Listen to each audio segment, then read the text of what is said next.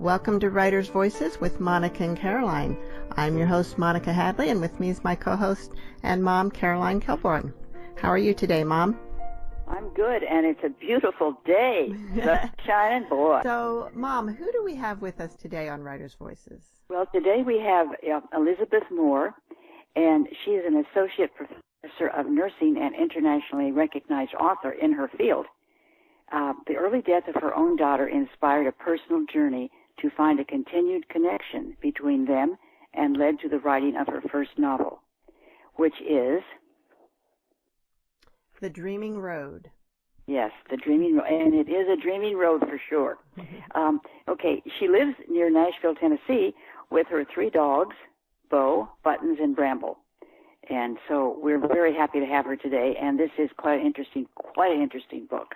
And you can learn more about the book and about Elizabeth at thedreamingroad.com. Welcome to Writer's Voices, Elizabeth.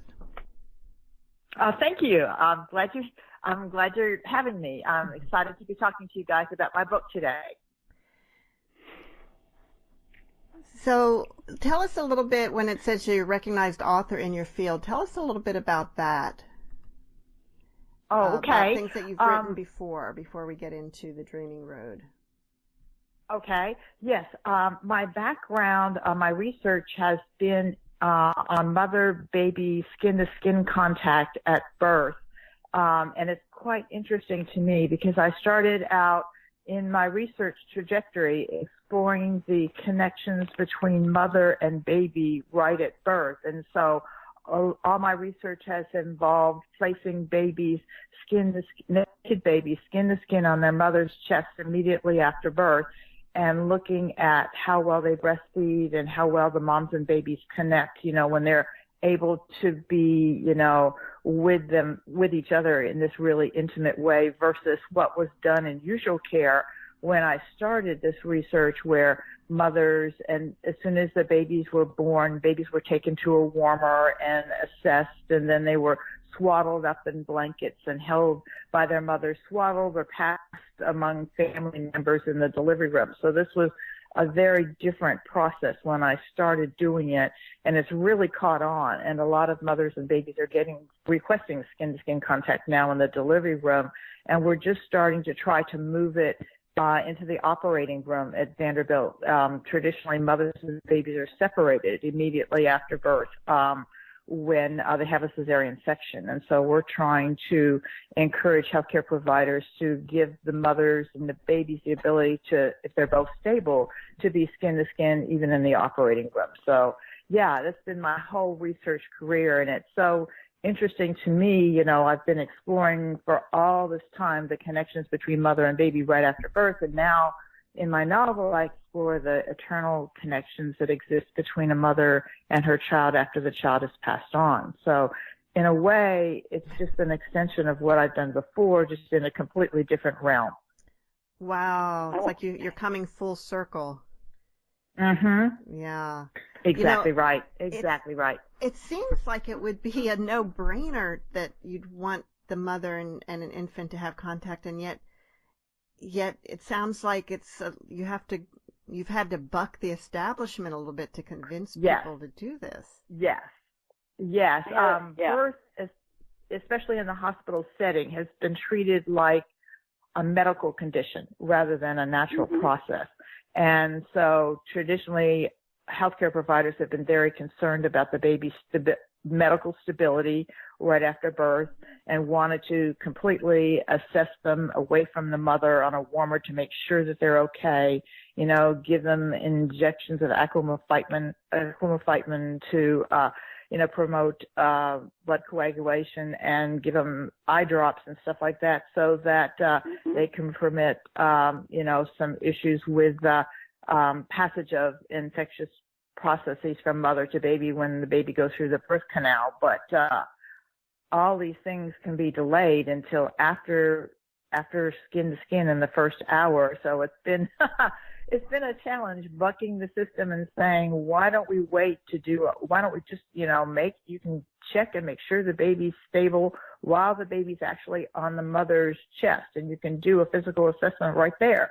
And why don't we just delay the shot and and the eye drops and the weighing and the bathing and all these other things that we do to the babies until the mothers and babies have a chance to be together for a while. And this is kind of like what we kind of term now the magic hour or the baby moon or things like that, to try to encourage mothers to ask healthcare providers for this, intervention so that they're not separated from their babies during that really vulnerable time. And the other thing that when we look back on baby physiology, babies are wide awake right at birth because they have high levels of epinephrine or catecholamines, or the fight response in their body right when they're born. They're stressed out basically by the birth process. And by placing the baby skin to skin, that soothes them, that calms them, that helps them bond with their mothers. And they also localize the mother's nipple by scent. I mean, it's how they know to breastfeed, is by the scent of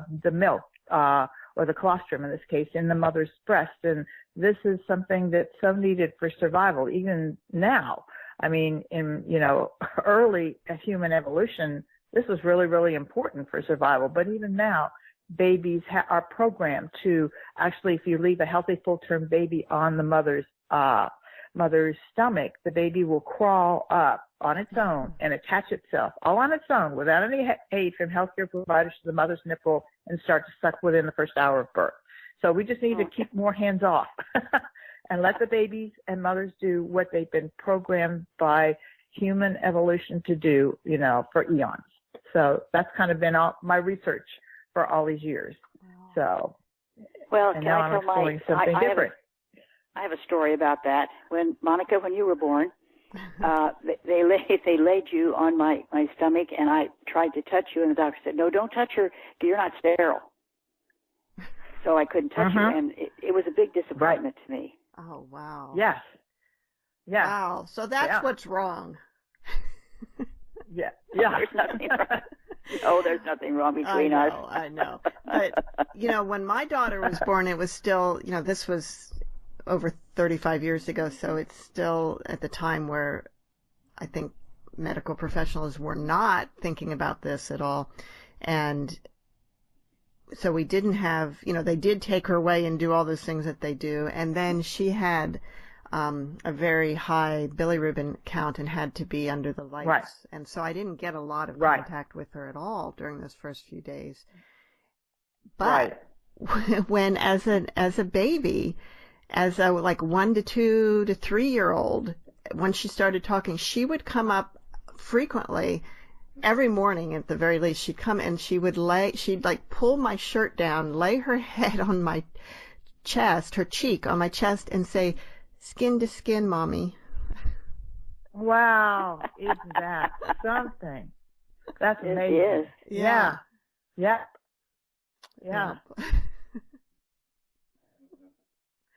Interesting things happen. Yeah. Yes, they sure do. Yes. So yes, there's even been one case study that I've read about where a baby supposedly, the doctor thought the baby was going to die within the hour. And they wanted to give mother the opportunity to hold the baby skin to skin before the baby passed. And when the baby was placed skin to skin, the baby started to do better and actually survived and is now a healthy toddler. So it's just kind of amazing what you can do when you allow Mother Nature to take her course, and do what's natural. Yeah. Oh, that is amazing. That is just, oh God. So all the medical intervention wouldn't work, but that skin to skin contact did. Wow. Yes. Well, we all know babies' skin is so soft. It's so incredibly fulfilling to touch a baby. Yes, right. Yeah, we're all programmed to do that, to keep the baby safe, Yeah. So, wow. Elizabeth, your book, The Dreaming Road, is somewhat autobiographical, I understand. Yes. My daughter passed away from suicide when she was 16. And so the mother's part of the story is very much based on my story of recovery from losing her in that way. And when I was at her funeral, a very close friend suggested that I start a diary. So that and her suggestion was, I start a diary and I just record all my feelings and thoughts and emotions around her death. And then over the years, she said, as I worked through it, that I would be able to see how I healed. And I thought that would be very helpful to me, because at the time I had looked for books about, written in first person accounts of people who'd recovered from their child's suicide, and there wasn't anything really out there. This was back in 2002, and so I thought, well, I'll just start recording my process. And I had kind of kept a diary on and off over the years, so it was something natural for me to pick up again. And after a while, I thought, maybe I could share it with my family and with my friends, and just kind of what my healing process had been. But at that time, too, I was starting to have these amazing dreams where my daughter would come into my dream. I would know that she was dead, but we were talking just like she was, like I'm talking to you. And I was just kind of, and it was like none other dream that I'd ever had, because they were lucid. And I would ask her a question like, I hear, is heaven really beautiful? And she would say, yes, it was. And I would say, well, I'm really, really happy for you. And then she would smile and disappear. And then I would wake up with a start. And so being a researcher, I just started to write them all down. I would get up as soon as they happened, write down everything I could possibly remember about them. And so after having a couple of these dreams, I started hearing this voice, and I didn't know what to make of that. I would sit down and at the time I was working on my portion of the diary where I was kind of ruminating about all the red flags that I missed and what I could have done differently. And, suicide survivors are so consumed with guilt, and she had never once said anything about suicide. None of her friends, she never communicated to any of her really close girlfriends that she had been thinking about suicide. So it was like a shot out of the blue. So I just was trying to think what I had done wrong or what I had missed. And then I started hearing this voice, very insistent, like she wanted to tell me her side of the story. And so finally, and it kept intruding on my thoughts and on what I was doing. And finally, one night, I just kind of gave it up and got a yellow legal pad, a couple pencils, and said, okay, what do you want to tell me? And then I got this and I kind of went into a kind of almost a trance state. I was kind of like in a meditative state. I had done a lot of meditation over the years, so I kind of knew how to pull myself into that state where I felt like I could hear whatever the was a little better. And I just wrote and wrote and wrote and wrote. And then I finally was exhausted, went to bed.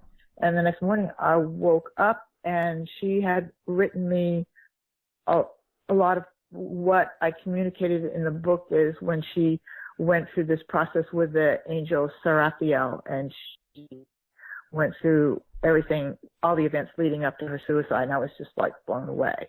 And then, so I started to realize that I was only writing half the story in the memoir. I wasn't writing her process, I was just writing mine. And so I started to think, okay, this is going to get really weird for a lot of people if I try to put, her process and my process together and keep writing down what this voice is telling me. But I thought, well, I'm really only writing half the story. I have to be true to the story and what happened. And so I started, setting down certain times and just asking for the voice to talk to me, and just asking kind of what had happened, when she crossed over, what she was learning, what she was doing. And then I would just kind of prompt her by saying, okay, well, what happened next? And what happened next? And she would just talk. She was quite a talker when she was on the side. And so she kept talking and talking. But the difference is that her attitude, her voice, things were kind of heavy on this side. She always had a sarcastic edge, but things were a little heavy. And on the other side, she was just so amused by everything. Everything was so freaking funny, that she was just amused by all the experiences that she had and how funny they were. And, she just still had that sarcastic edge, but she sounded so much happier. That was kind of a relief for me. So it's been quite a ride. And so then I ended up with two separate but related stories, mine and hers. And so then I started to weave them together, and I had a couple of professional editors help me, because that's kind of a challenging thing for a novice writer to actually weave everything together like that. And so then I thought, well, am I going to call this a memoir, or what am I going to call this? Because, if you're writing, traditionally speaking, as a memoir, you're writing down the events as they happened, as you can best recall them. And yeah, I had a lot of events that she was telling me about, but how can I verify what happened to her in heaven when she crossed over? And so then I decided, well, and there are going to be a lot of people who really doubt me if I try to publish this as a memoir. So I thought, well, I'll just publish it as an inspirational novel, and that way it'll stretch people's thinking maybe about this topic, but, it won't be in the strictest version of a memoir. And that gave me a little bit of liberty with my side of the story to kind of condense it down and to change a few of the events to make it a little bit more concise, shall we say. Yeah, because it really was a 10-year journey condensed down into 5 years in the book. So okay, in the book you refer to using some medium. Did you actually do that too in your search? Yes. Yes, okay. I had a couple mediums, and I found some really credible, experienced medium that was able to really help me process what had happened with her. And I think you have to use discretion, when looking for a medium. But I think there are people out there that have sensitivities that can communicate. There were some things that the medium said that there was no way she could have known, and that were very specific and very concrete. So I actually do believe that helped facilitate the process. And actually what it did too was it helped verify what I was hearing from her directly. And that was kind of interesting.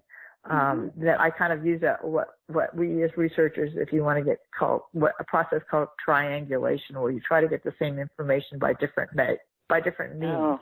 Uh-huh. So you can use observations or focus groups and stuff like that. That's what qualitative researchers do. So I was trying to use a form of triangulation, shall we say, by talking to her specifically, and then also talking to mediums about similar things, and see if I would get the same information or similar information from the medium than I was hearing from her. And I did. It was really something else. Else. Oh gosh. Well, it's amazing that you could remember all these things and keep them and then write this. I mean, that's what's amazing to me. Yes. Oh, you did a lot of work. So you had to keep a really intensive diary and journal about all this. Yes, I did. Yes. Monica's father died at an early age, and he communicated with me, but I was open to it. And my friends questioned me about that, and I said, well, you have to be open. You have to be open to it. If you have a closed mind, it isn't going to work. But that's right. That's you have to believe it's possible. Yes. Right. I think that's one of the most important things, is that you have to believe that this is possible. Yeah, and that they do live on in another dimension. They aren't just dead and buried in the ground and, turning into dust and, whatever. You have to believe that there's a life that goes on, and that they're in that life, and that they have the ability to communicate with you. And I think that's essential. I think if you're closed off to it, completely closed off to it, it's very difficult for them to come through. Yeah. Mm-hmm. You're listening to Writers' Voices with Monica and Caroline, and our guest today is Elizabeth Moore, author of The Dreaming Road. Elizabeth, when you started sharing these experiences with family and friends, did you face much skepticism? Yes, I did. Some people who'd had similar experiences, like when they lost a loved one, where they had a dream or felt like there was a loved one communicating and believed in heaven, they were more open. But people that didn't really necessarily believe in an afterlife they would be very skeptical and tell me that it was just, my brain or my mind trying to process what I'd been through, and maybe it was just wishful thinking, that type of thing. Yeah. But it wasn't really that they were communicating with me. It was just that I wished so much that they would that I made it up.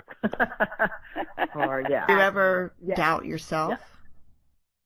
No, because the dreams were qualitatively, and because again, I'm a researcher, so different than dreams I had before, up to that point in my life. It's really difficult to describe.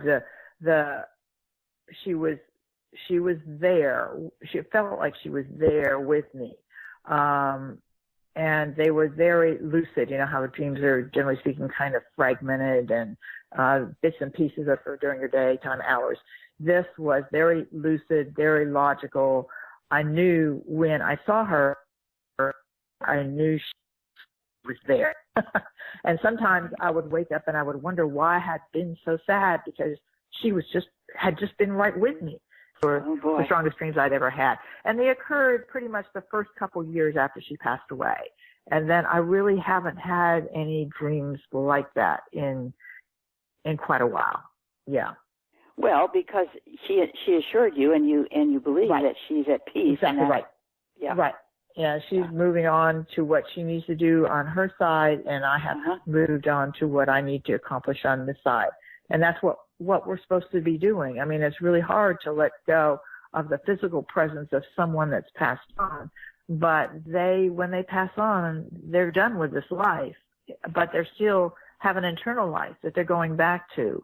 So they move on with that, and we're meant to move on this side with our own lives. But people whose children or whose family members die from suicide oftentimes have what we call complicated grief. They get so caught up in the guilt and all the trauma, especially because I found my daughter dead on the floor of her bedroom. So you almost have a kind of post-traumatic stress. I'm still 16 years after. I'm very uncomfortable in that room of my house. So, it takes a much longer time to process that type of experience, I think than the normal grief process. But eventually you have to move on from that. And my story is about how you move on from such a traumatic and difficult experience of loss, rather than what, happens oftentimes. Elderly people, towards the end of their life who've had fulfilling, long, good lives, say goodbye to their family members and gently pass on. That's not what happened. And so it's a completely different type of grief to experience and to process. Indeed, I'm sure. Now, in the Dreaming Road, it seems like the daughter, Callie, didn't really intend to commit suicide. Right. Is that right? Is that what you feel? I think she took an overdose of her antidepressant.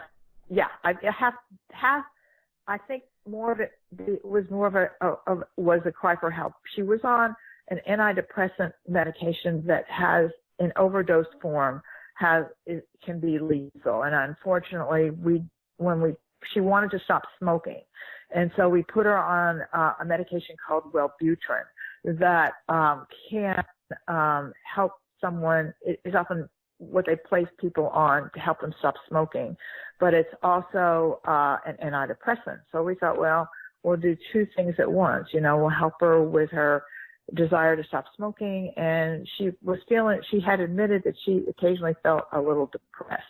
And so I took her to a counselor who said basically she was having just a little bit more of the normal ups and downs that teenagers go through, and that probably putting her on this medication, which is a real well-known and supposedly very effective antidepressant, would help her. But that was before those black box warnings started to come out about antidepressants in teenagers. And they found later on that during the first month or so, when teenagers especially are placed on antidepressant medication, that oftentimes elevates their mood slightly, but gives them more energy or impulsion to carry through with thoughts that they'd had before about suicide. And so it's really important to monitor kids, especially when you first place them on medication for depression, and also make sure they're getting counseling along with the antidepressants to make sure that suicidal ideation that they've had before, they don't just decide to carry through with it now that they have a little bit more energy to do that. And so, unfortunately, that's something in mental health that I think we have more awareness of now. But at the time, there was no awareness of it. So she actually passed away around a month after taking the Wellbutrin, and she took a full month of the prescription in one night. And I didn't discover her until the next morning. And so by the time I found her, she'd already passed. So it was a really bad situation. Wow. But, it's interesting again, because, medicine isn't, yeah, go ahead. Yeah, the things that, I've had people say, that antidepressants can cause people to become suicidal, but it sounds the way you worded it, maybe they were suicidal, but it causes them to be able to act on the thoughts. Is that more accurate? Right, yeah. Yes, that's my thinking about it. Now, this is based on my experiences with my daughter. So it's like a case study. Right. But, yeah, that's my thinking. Yeah, I think she had already had those thoughts, had never communicated them to anyone. She tended to be somewhat impulsive about things that she would do. And she had been experimenting with alcohol, smoking cigarettes. I think she smoked some marijuana. I think she'd been introduced to cocaine and ecstasy. So she was experimenting with things. And when I went to a workshop for mental health care providers a little bit after she passed away to learn more, and it was about teenage suicide. And the person who presented said that teenagers oftentimes will, and when they're depressed, will try to self-medicate to make themselves feel better. So we as adults think, the problem is that they're using these drugs and that they're having these issues with drugs. Well, the problem oftentimes underlying that and why they're doing that is that they're depressed and they don't know how to cope with life. And that's what we need to address even more or as much as the drug use. Well, after she passed, and then you were, of course, in touch with her friends, and her friends didn't realize that she was depressed, No. did they? No. They knew she was, one of her friends had told me that she thought that my daughter was a little bit depressed, and that's what prompted me to take her to a counselor. But no one had any idea. Because I questioned her best friends extensively, and none of them had a remote clue that she was thinking about suicide. She'd never mentioned it to anyone. Yeah. Wow. Yeah. She kept, and like she said, I think in the book that she didn't trust anybody very much in this world. And she had issues with, she was the kind of person that would be there and help her friends all the time with their problems. Mm-hmm. But she never confided in anyone that she was having problems herself. And I think that's one of the, things that she's working on the other side, how to have more trust. And I wrote about that in the book. So I think that was part of her issue. Now, did any of her friends or other family members, did your daughter communicate with any of them as well? Yes. One of her best friends has actually become my replacement daughter, shall we say, because she's been kind of with me all along after Cassie passed away. But she started having vivid dreams, too, of Cassie. And there was one time when Cassie's boyfriend at the time showed up unannounced at my house. And he said he'd had a dream about her, and asked to go in her room. And it turns out that we'd had the same dream. Her boyfriend and me on the same night had a visitation from her Yeah. Oh my gosh. It was something else. And then there was one time when Mallory swears late at night she was driving down the highway and Cassie appeared next to her in the car, kind of misty looking, but she was looking through, appeared to be looking through Mallory's CDs, wondering what CDs of hers that Mallory had, because I divided up her CDs among all her friends. And Mallory got really freaked out and went to a gas station, got out of the car, went in, got a soda, had a, smoked a cigarette or two, and then went back, and of course, Cassie was gone. So yeah, she definitely didn't make the rounds. Right. Well, that'd be pretty scary. That'd be pretty scary for a young person. Yeah. Yeah. Yes, it was. Yeah. So it was good that you were it was good that you were open with them and communicating with them about it. And the fact that they called you Mama I thought was really great for you. Yes. Because they had that feeling. Yeah, they had that feeling for you. Right. And that was coming from Callie too. Yeah. Right. Yes, it was. Yeah. So yeah, it was. Elizabeth, would you like to read a little bit from the novel, from Dreaming Road? Yes. I'll start at the beginning and kind of read where the story started, and then I'll read just a little bit from my daughter's section of the novel. And if you kind of listen carefully, you'll know that is quite different from her voice, and it's really even fascinating to me to read her section of the novel because I feel like she wrote it rather than me.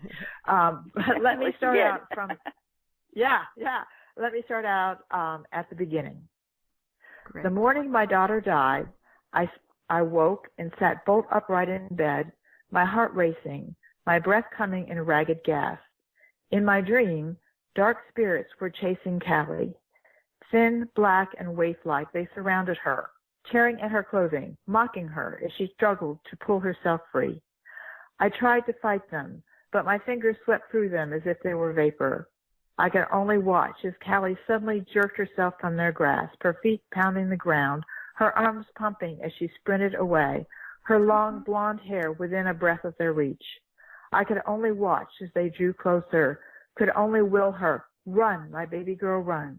Lately it seemed we were all in water. Across the bedroom, sunlight was filtering through the blinds, casting shadows on the bed. Outside birds were calling in the warm spring morning, and a soft breeze swayed the curtains toward me as I looked out the window at the shoreline of the lake across the street. It was only a dream. I was halfway down the hall when I noticed a light coming from Callie's bedroom. To be a teenager, with no regard for things like electric bills. I swore I spent half my life following these kids around, shutting off lights in their wake. Callie, I shouted, time to get up. I cocked an ear as I sailed by, waiting for the familiar groan. Callie had begun cankier, and more was driven this year, at times downright nasty. Sometimes I couldn't help but think there must be something I'd done wrong. In these moments, I vowed to try harder. I turned and made my way toward my eldest closed door. Callie had gotten into trouble again yesterday, skipping school, coming home drunk from an afternoon party by the lake. We'd fought, but Callie and I were always fighting these days. I switched tacks, raising my hand to knock softly. Cal? Silence. Come on, honey, are you up? I don't want to nag you. I listened for a moment, then tried the door. At least she hadn't locked herself in.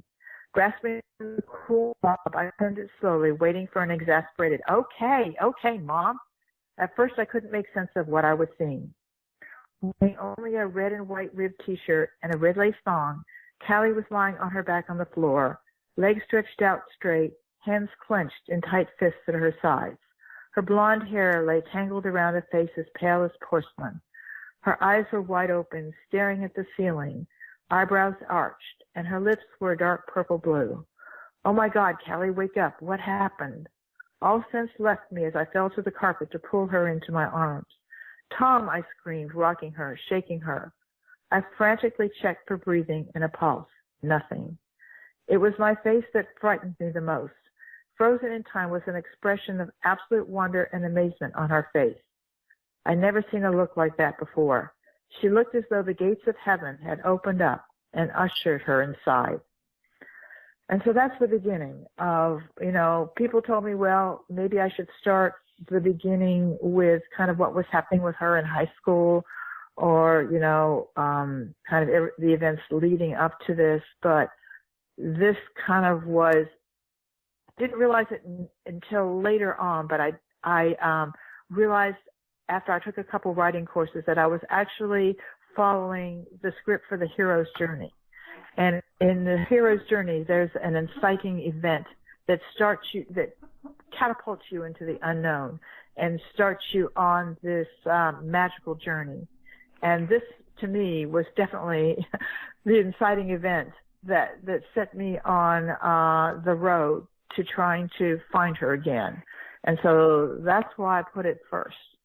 And now I'm going to read a little bit of her part of the story, where she finds out that she isn't on the ultimate acid trip, that she's actually passed on. If you're just tuning in, this is Writers' Voices with Monica and Caroline, and we're listening to Elizabeth Moore read from her inspirational novel, The Dreaming Road. And so this is Callie speaking now. I woke feeling like I'd slept for 100 years. What day was it? Why hadn't anyone pounded on my door to wake me up? Slowly, I blinked open my eyes. Sunlight was striking some clear crystals hanging in the window, creating rainbows on the bed. I watched them dance, transfixed by their beauty. I felt so much better than I had the night before, so light. The horrible feeling of darkness that always seemed to be within me was gone. I stretched and sat up. Darn, I was still in that Barbie house. Suddenly, I was aware of a presence by the edge of the bed, and I turned quickly to see an elderly woman knitting an afghan in a rocking chair I hadn't noticed before. She had short, snow-white hair and was wearing a tan skirt, a fluffy pink mohair sweater, her wire-rimmed glasses secured around her neck with a gold-beaded eyeglass chain. She gave me a disarmingly warm smile. How are you feeling this morning, Miss Callie? Much better, I managed, but who the heck? Who are you? She laughed softly. I'm your great-grandmother Eleanor, but you can call me Ellie, she answered, her blue eyes sparkling. Ellie? But you've been dead for years. I rubbed my eyes, trying to make her disappear. Was I one of those freaks now? I thought of that creepy scene in The Sixth Sense. I see dead people. God, get me out of here. I want to go home now. My mama's going to be worrying about me. She doesn't know where I am, and I've forgotten to bring my cell phone. I can't call her. Ellie looked at me with concern. Callie, I need to explain something to you. She paused, putting aside her knitting. You're in Summerwind now. I'm so sorry, but you can't go home. Not ever again. What? I shouted, throwing off my covers and jumping to my feet. Where the heck is Summerwind? And what do you mean I can't go home? Callie, Ellie sighed. Please sit down. I assessed her for a long moment, then sat. She reached out to take my hand, then continued. I know this is all very new to you. Please try to understand what I'm saying. Summerwind is part of the angelic realm. You're here now, Callie. You're not dreaming. You're not on drugs, she said with some contempt. Your human body is dead. You killed it. That's why you can't go home. This is your home now. I shook my head in deep disbelief. No, I'm not dead. I'm sitting here talking to you, so how can I be dead? I'm going to get my things. I stood up and looked around for my purse, car keys, cigarettes.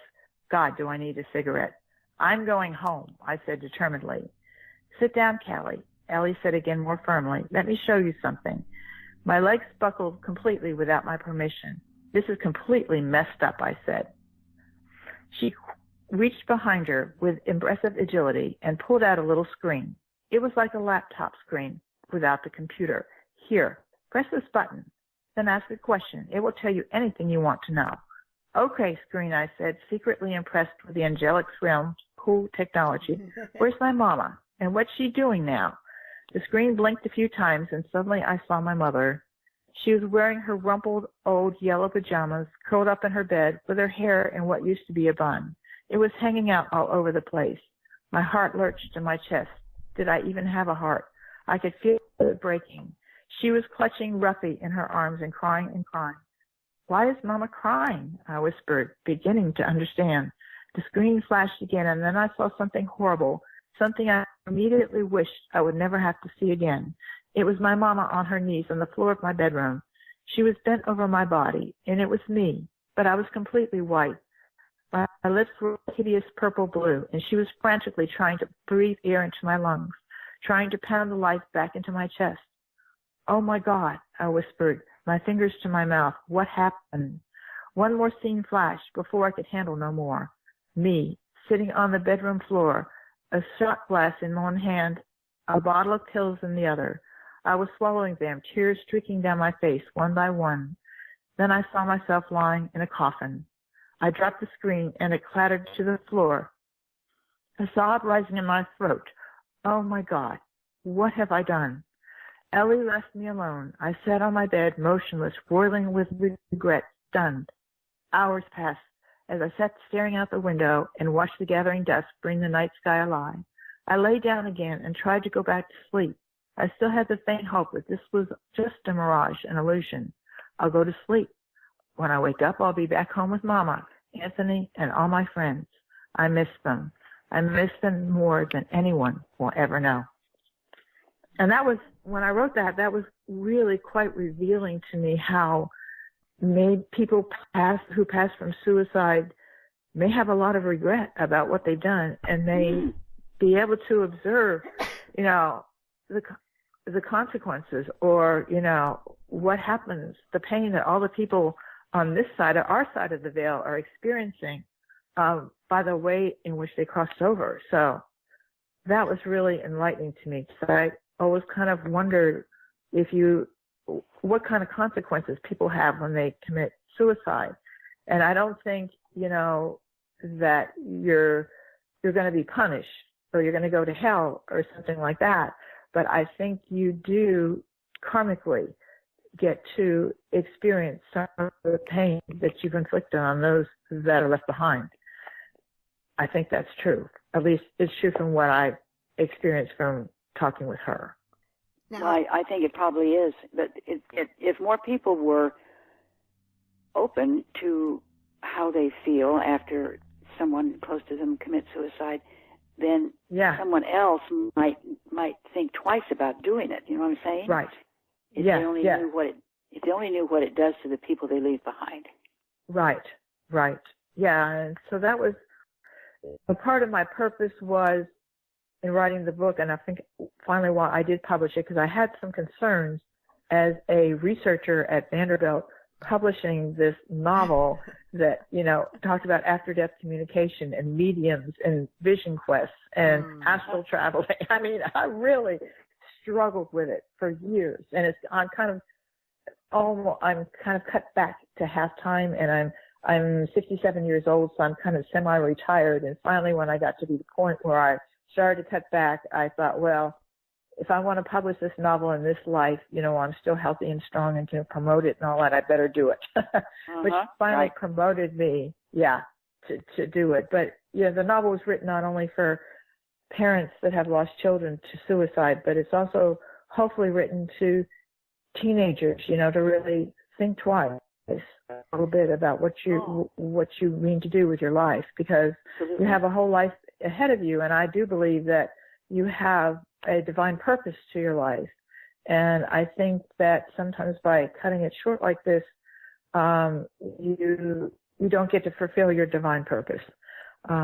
And now, in some sense, it seemed like Callie, that her early death was part of her divine purpose. Was that a message? Yeah, I think it was. I think the message for her was that, and again, things are so difficult for us to understand on this side. But I think for her, when she was thinking about incarnating again to this life, she wanted to be able to help other children who crossed by suicide. And so she wanted to experience it herself so that she could become a soul rescuer and be more understanding of what they had been going through and more able to help them. So I think for her, yes, it was part of her divine purpose, but I'm not sure if for other kids that it is. I'm not sure if cutting this life short, especially if you're healthy and strong, and are young and have a whole life in front of you, that it would be part of your purpose. I'm still struggling with that because it is a gift. Life on this side of the veil is a gift, I think. And it's definitely a learning opportunity. And we're definitely in school. Oh, yeah. And, the school of hard knocks, shall we say. It's not always easy. But I'm not convinced that people, when they pass over, especially by suicide, that it was their purpose to pass them that way. But, I'm still wrestling with that myself. You're listening to Writers' Voices with Monica and Caroline, and our guest today is Elizabeth Moore, author of The Dreaming Road. So, Elizabeth, it sounds like you worked on this just for yourself in terms of the writing and then to share with family and friends for many years.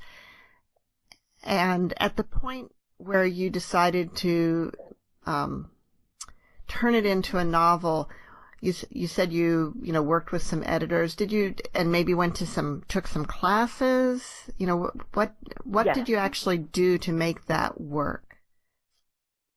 Well, I first hired a really good editor that used to work for Random House, and she kind of, I'm used to getting critique, being a researcher at a major university, but I'll tell you, I think there was as much red ink or as much track line edits on my first draft as there was the original copy. So, yeah, she and I went through two major, because I'm a scientific writer. I know how to write up the results of a research study. I can do that just fine.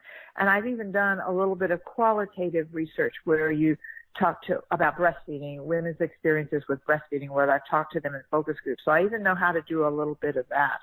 But when I first started writing The Dreaming Road, I really didn't know how to write down scenes and how to write dialogue and how to, communicate these visual images, especially of that other realm that Cassie was in. I mean, I was seeing it when she was describing it to me, but getting it down on paper was challenging for me. And also showing the story rather than telling the story, I think for a lot of novice writers is difficult. And I was doing a fair amount of telling without showing. So we went through two major edits. And then towards the end, I got another, because I wanted more eyes on it. And then I had some friends look it over, a couple of people here in Nashville that do writers' workshops look it over and got feedback from them, because I'm used to getting, I know from my experiences at Vanderbilt, the more critique, the more feedback you get, even if it's challenging and even if it's difficult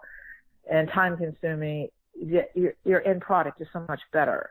And so after that, I had Kirkus Reviews has a editing service now, and so then I sent it in for another third major edit to Kirkus Reviews, and then they also did the copy line edit on it. So I mean, I had the thing edited quite a lot, but I wanted to be in charge of it because I wanted it to retain the flavor of the original story. So I was really lucky in the editors that I chose, because they really enhanced, they could almost kind of see my vision, and they enhanced and they clarified, what I was seeing. So it was a really good experience for me. But I know that, even I think experienced writers, you think you've got it down, but boy, you send it to a couple of really good editors and you find out you have not.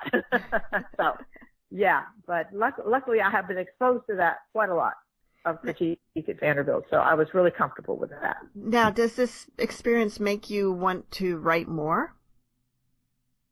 I'm thinking about writing. I had always envisioned it as a trilogy, and so I'm thinking about, although I'm kind of in the throes of marketing this one, so I really haven't, I don't know how,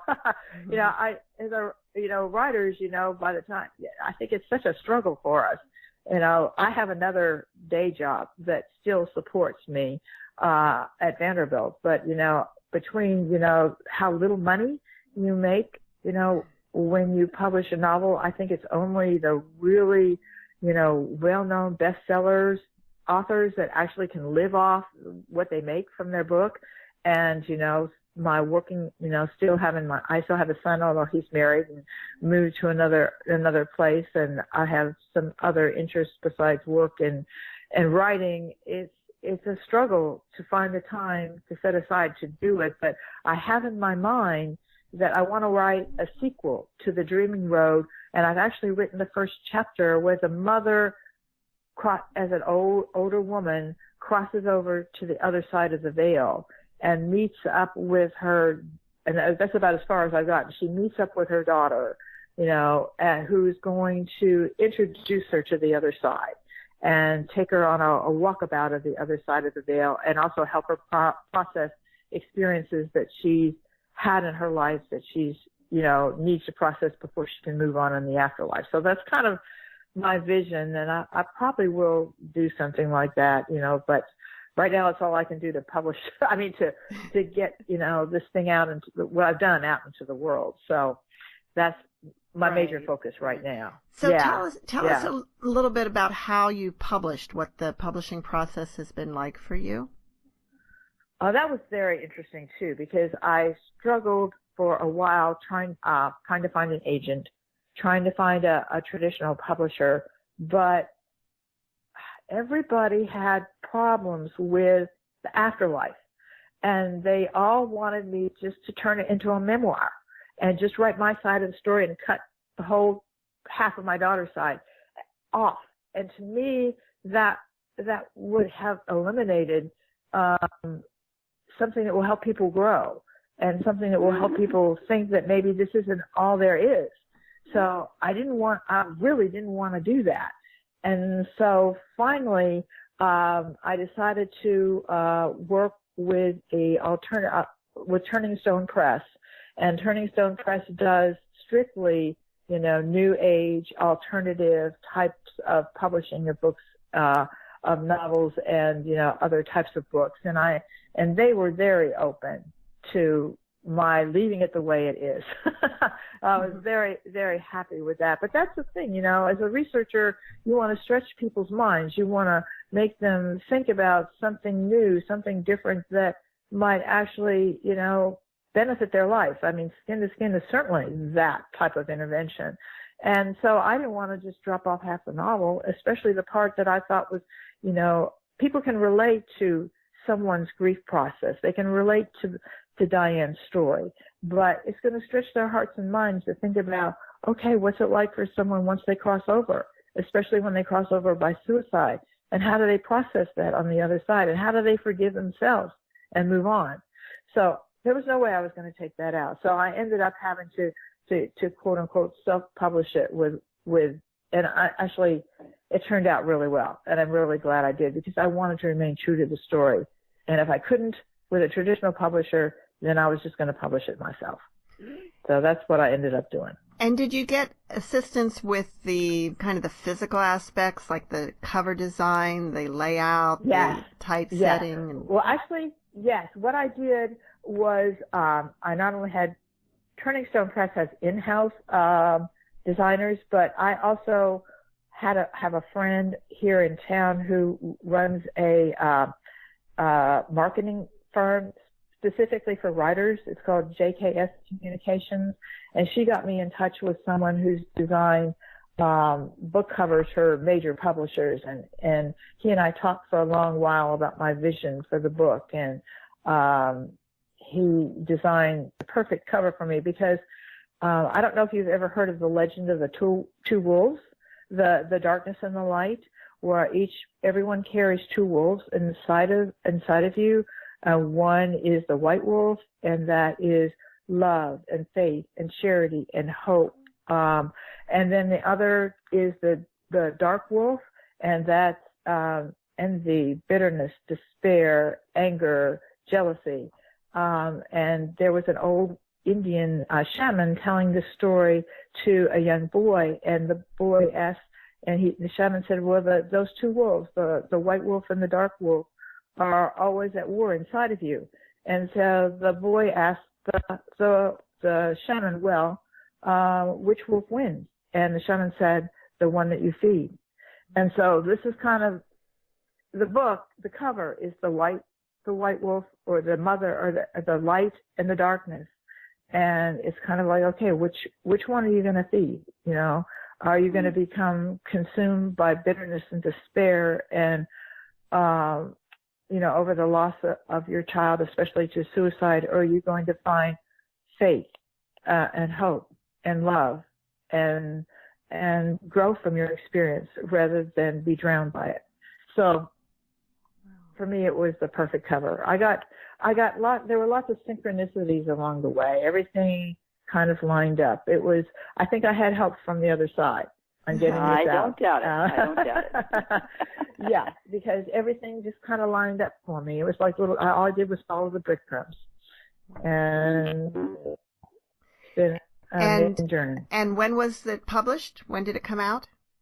It was published, it came out this past January 15th, 2018. And what kind of, are you doing, you know, obviously you're doing radio interviews. Are you doing any readings, a book tour of any sort? I haven't done a national book tour. I've done a reading and book in-person thing at the Vanderbilt Barnes & Noble. I've done several guest blogs, one for Southern Writers Magazine, another, I can't remember the name, for another writers magazine, and some new age blogs, you know, have asked me to write guest blogs about it. And the writers magazines oftentimes are asking me about, you know, talking about my process of writing this novel, and then or processing, or they're asking me for a blog about processing trauma by writing.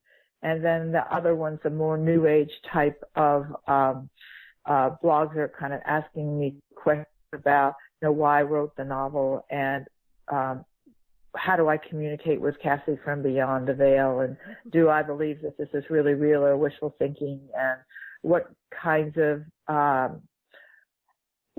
guidance would I give to a family member that lost someone by suicide, and what would I say to someone who was considering suicide, those types of things. So I've done a fair amount of blogging, a fair amount of radio interviews, not so much, you know, book tours and stuff like that.